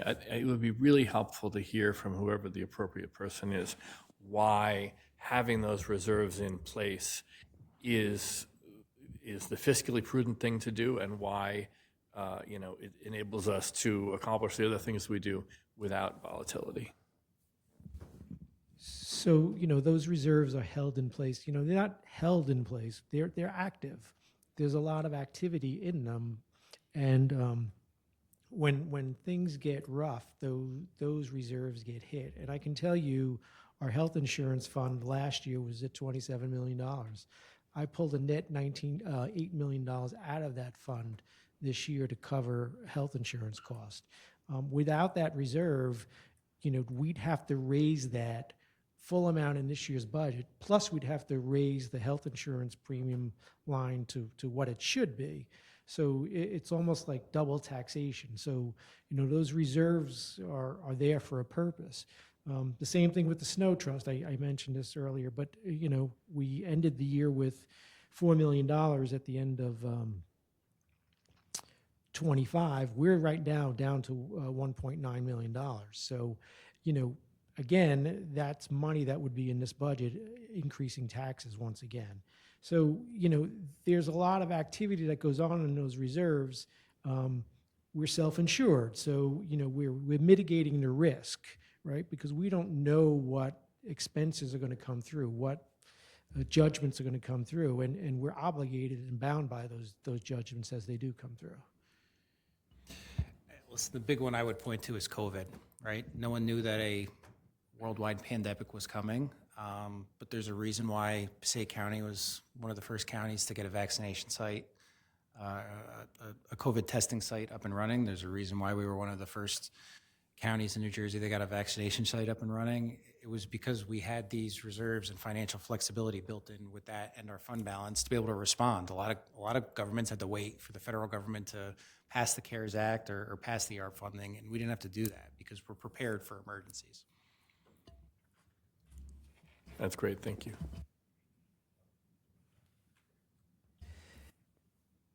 Thank you, Madam Chair. I'm not even going to touch, Steve, your presentation in reference to the unknown. However, I like the way that what we can control, Matt. So my question is, how was the county able to keep the wages and salaries down to only 1% increase? Yeah, so it's a variety of factors. Oftentimes throughout the year, you're going to have retirements, right? So you're going to have higher earning employees retire, and they're replaced by entry-level employees. And it's also evaluating as those people retire, do we need to fill this position? Can we do this? Can we maintain this service without this job? So, we're constantly looking at vacancies and having conversations with department heads of, do you really need 3 employees to do this? Can we do this with 2 employees? And then it's partnering with our unions. We have 23 collective bargaining units. I have great working relationships with all of those union leaders. And it's about understanding where they're coming from, and they understand where I'm coming from. We both have jobs to do, right? So they're trying to get everything they can for their members, and I'm trying to make sure that our budget is fiscally sustainable in the long term. So it's about a mutual understanding and respect where we're working together, where we're doing everything we can to pay our employees fair market rates, but also understanding that we live within a property tax cap and other fiscal restraints. I have a second question about our MOVE program, but I'll call you like I always do in the morning. Yes, thank you for the presentation so far. Going back to slide 9, how is the county preparing for continued uncertainty in federal and state funding? I can talk a little about that. So our department heads could tell you we've been having them planning what if you lose this grant? What if you lose the whole thing? What if you lose a quarter of it? What if you lose half? So we've really went through that exercise with all of our departments and all of the grants and going through every single grant and saying, what will you do? What's step 1? What's step 2? And how can we maintain that level of service if we have that uncertainty and lose the funding? It's tough, but we're ready. We're ready. Yeah, and listen, another buzzword, everyone's talking about AI and artificial intelligence, and we've been having a lot of conversations about how that can be integrated into county government to enhance services. We've done some of it on our website, but just taking an all of the above approach in terms of what are outside the box solutions we can do here to fill this gap where the federal government is failing. Director, may I, through you? And I may be a little bit more privy to some of these conversations regarding the health, at least the medical and prescription costs. Sitting on the insurance board, we see monthly the reports of the different medical treatments and prescriptions that come through, and how the costs are rising and the different uses of those. And when we see like an increase in rise in like GLP, the weight loss drugs, seeing other medical issues lower, like diabetes and high blood pressure, you would think that we start balancing and see more savings, but unfortunately we're not, right? Because some of these newer drugs cost almost as much as those other treatable diseases. And outside of like the diet plan that we put in place before these individuals go into these GLP prescriptions, what are some of the other measures taken to reduce some of these costs? Yeah. So I've directed the county's insurance consultant to bring every and all solution to the table. So we're having a lot of discussions with them. I know you've been involved in some of them in your capacity as a member of the Insurance Commission, but we're going to look at everything because these numbers are not sustainable. So we need to figure out outside the box solutions to get these costs under control. On tonight's agenda, there's a resolution eliminating eligibility for non-union employees and retirees in our traditional plan. It's something I'm asking a lot of our unions to do, and a lot of our unions have done that. And I think we need to lead by example on that front, because that traditional plan is a big cost driver in our medical and prescription spend. And very preliminary, but I'm starting a conversation with St. Joe's. A lot of our claims are with St. Joe's, and a lot of other governments have been partnering with major medical establishments, in their communities to try and figure out ways of how can we incentivize our employees to go to St. Joe's, but also how can we save money through that incentivizing. So we're taking an all of the above approach in terms of tackling this problem, because it's not going to be one thing, it's going to be a series of things. And we just need to be open to everything. Yeah, thank you. And, we did have extensive conversations in our last insurance board meeting on those measures that you just talked about. So I want to commend you guys. I want to commend this team altogether. And as Steve mentioned, some of our neighboring counties and municipalities are facing double-digit tax increases. And I think for us to be where we are, it speaks to the fiscal responsibility or the importance of fiscal responsibility that the administration takes, but also my colleagues up here in ensuring that all these procedures are put in place so that the county can continue to move forward despite rising costs, but without a decrease in workforce and services to the residents of Passaic County. So thank you. Anything else? Well, I have one we question. have one more. Okay. Slide 20. Did you have any more? Okay. So we know about our shared service agreements with the municipalities here in Passaic County. How are we going to work with those local partners to reduce taxes through these shared service agreements? So, it's happening in a variety of ways. This afternoon, I hold quarterly meetings with all of the local administrators. And, it's a roundtable discussion. And, one of the things a lot of the smaller towns are talking about is they're having trouble buying equipment. And can we partner to buy equipment? So we're gonna look at that. It's harder for these towns to purchase bigger pieces of equipment. So maybe we can, strike a deal where, we play a role in buying one piece of equipment that 3 towns can share, that maybe you don't need for everyday use. You're seeing our biggest growth in health services, and, Maeve spoke extensively to why that's happening. I think a lot of towns saw after COVID that, you need a bigger health department with a regional response. And a lot of these towns have 2 or 3 employees with a $500,000 budget for a health department. And, they can save significant dollars contracting with us, and they get the benefit of our 40-plus person department. So it's a win-win in terms of saving money but increasing outcomes.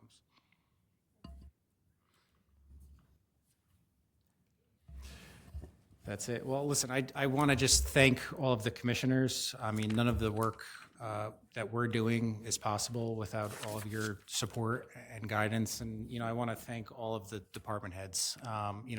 We are up here presenting this budget, but, it's all on the backs of the hard work they're all doing on the front lines every day. So, thank you. Thank you. Thank you all.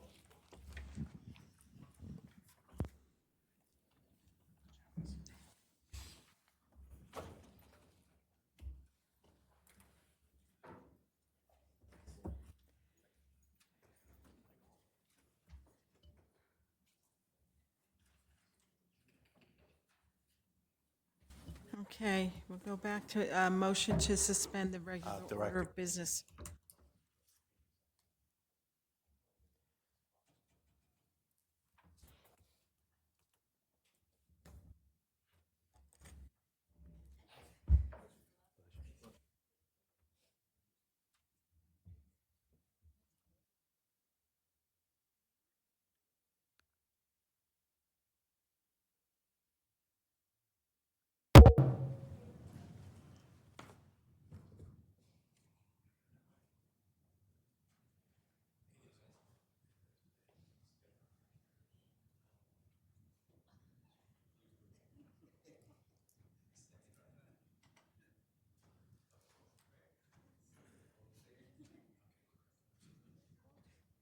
Could I have a motion to suspend the regular order of business? So moved. DeVore. Second. Okay, roll call. County Commissioners Bartlett. Yes. DeVore. Yes. Remaglia. Yes. Schratz. Yes. Deputy Director Cruz. Yes. Director Lazare. Yes.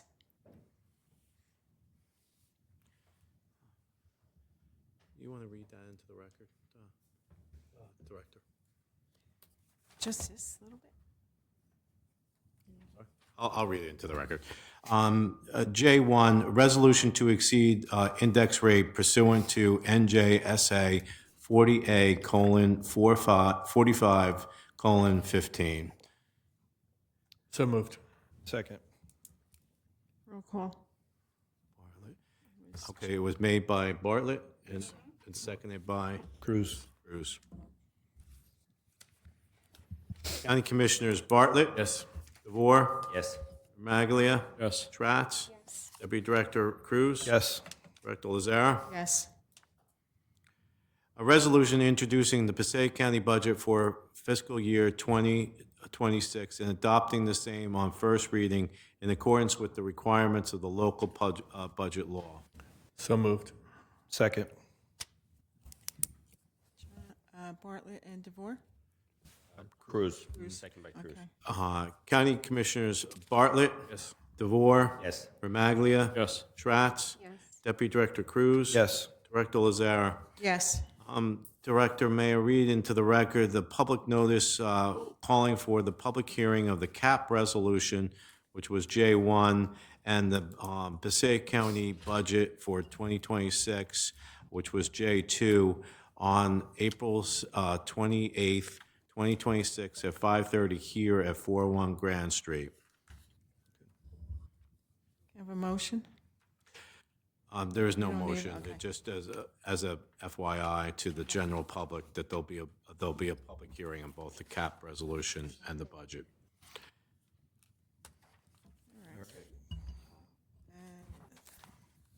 J4. Hold on. And Director, while you're finding your place here, before we vote on, before the commissioners vote on bond ordinance 2026-03 and 2026-04, just as a reminder, this is our normal yearly capital improvement bonds for both equipment and facility improvements at Passaic County Community College. Thank you. Bond ordinance 2026-03, bond ordinance to authorize the undertaking of various public improvements for the Passaic County Community College in, by, and for the County of Passaic, State of New Jersey, to appropriate the sum of $6,025,140 to pay the cost thereof, to authorize the issuance of bonds to finance such appropriations, and to provide for the issuance of bond anticipation notes in anticipation of the issuance of such bonds. Can I have a motion to open the public hearing on bond ordinance 2026-03? So moved. DeVore. DeVore. and Schratz. County Commissioners Bartlett. Yes. DeVore. Yes. Remaglia. Yes. Schratz. Deputy Director Cruz. Yes. Director Lazara. Yes. Does anyone present desire to be heard on bond ordinance 2026-03? Seeing no one, move to close. Second. Cruz and DeVore. County Commissioners Bartlett. Yes. DeVore. Yes. Remaglia. Yes. Schratz. Deputy Director Cruz. Yes. Director Lazara. Yes. Move to adopt bond ordinance 2026-03. Second. County Commissioners Bartlett. Yes. DeVore. Yes. Remaglia. Yes. Schratz. Deputy Director Cruz. Yes. Director Lazara. Yes. Okay, J5, 2026, sorry. J6, bond ordinance 2026 authorizing, bond ordinance to authorize the making of various public improvements and the acquisition of additional and replacement equipment and machinery, new additional furnishings, new information technology, telecommunication equipment, and new automated vehicles, including original apparatus and equipment for Passaic County Community College in, by, and for the for County of Passaic, State of New Jersey, to appropriate the sum of $2,571,108 to pay for the cost thereof, to authorize the issuance of bonds to finance such appropriations, and to provide for the issuance of bond anticipation notes in anticipation of the issuance of such bonds. I have a motion to open the public hearing on bond ordinance 2026-04. So moved. Second. DeVore and Cruz.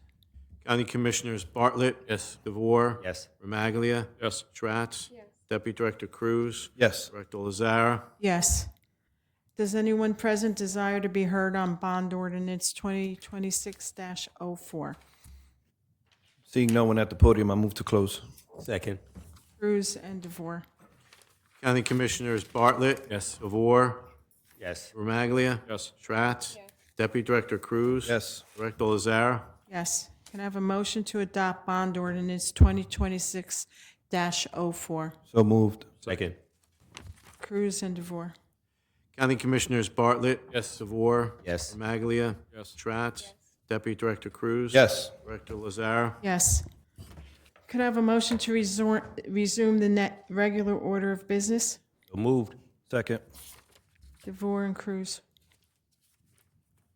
County Commissioners Bartlett. Yes. DeVore. Yes. Remaglia. Yes. Schratz. Deputy Director Cruz. Yes. Director Lazara. Yes. County Commissioner reports, I don't have anything. If I may, Director, there's a lot of important items on this agenda that we are going to ultimately pass when we go through the consent agenda, but I just want to turn my colleagues' attention to number 13, and as the Chair of Public Works, let me be the first to officially welcome Rich Maurer as our new Superintendent of Buildings and Grounds. We want to congratulate you in advance and wish you all the success. We are here to support your efforts.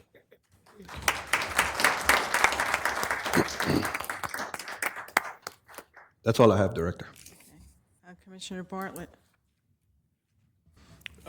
Just very briefly, we mentioned at the start, but I've had the privilege of being all over the state and particularly our region, and to a person, the community college leaders of our neighboring counties spoke of Steve Rose as the dean of that group of people, and his loss will be felt across the state and by his academic colleagues for a long time.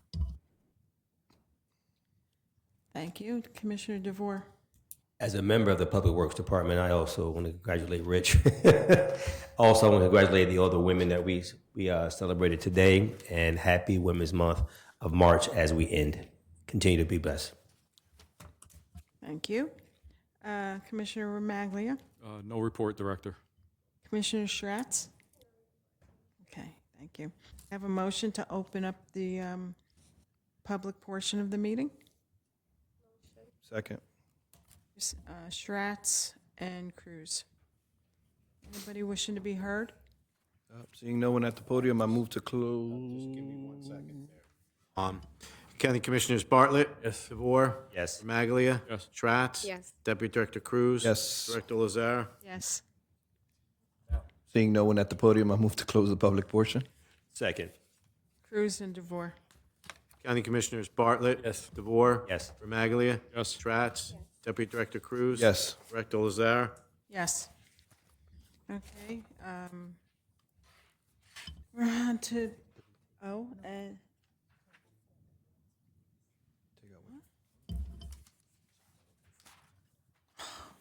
Sorry. Okay, have a motion to vote on 01 and 02? Resolutions. So moved. Second. County Commissioners Bartlett. Yes. DeVore. Yes. Maglia. Yes. Schratz. Deputy Director Cruz. Yes. Director Lazar. Yes. Okay, do we have anything on the consent agenda that we need to remove, put on, whatever? Yes, Director, through you, we have one late starter. This is Resolution P48 that I'd like to add to the consent agenda. It's a resolution rejecting all bids received for 495 River Street HVAC and roof replacement project in the city of Paterson per bid C-26008 pursuant to NJSA 48:11-13.2D. Effect. Can I have a motion to add P48 to the consent agenda? So moved. Second. DeVore and Bartlett, or? County Commissioners Bartlett. Yes. DeVore. Yes. Maglia. Yes. Schratz. Deputy Director Cruz. Yes. Director Lazar. Yes. Can I have a motion to vote on the consent agenda, P1 through P48? So moved. Second. DeVore and Remaglia. County Commissioners Bartlett. Yes. DeVore. Yes. Remaglia. Yes. Schratz. Deputy Director Cruz. Yes. Director Lazar. Yes. Director, if I could, I just want to, now that it's official, congratulate Rick. We ran, I'm proud that we ran a very open and competitive process to fill Steve's very big shoes. I see that he's here. Thank you for joining us, Mr. Rossini. I want to thank Daryl Sparta, who sat in on the interviews, the former administrator, Tim and Maeve on my staff. He really distinguished himself throughout the interview process, and I know he's going to do a great job. So congratulations, Rick. Congratulations, Rick. Can I have a motion to move the personnel agenda? So moved. Second. Okay. County Commissioners Bartlett. Yes. DeVore. Yes. Maglia. Yes. Schratz. Deputy Director Cruz. Yes. Director Lazar. Yes. Can I have a motion to move the bills? Move the bills. Second. Cruz and Bartlett. County Commissioners Bartlett. Yes. DeVore. Yes. Maglia. Yes. Schratz. Deputy Director Cruz. Yes. Director Lazar. Yes. Can I have a motion to adjourn? So moved. DeVore and Cruz. County Commissioners Bartlett. Yes. DeVore. Yes. Maglia. Yes. Schratz. Yes. Deputy Director Cruz. Yes. Director Lazar. Yes. Thank you, everyone.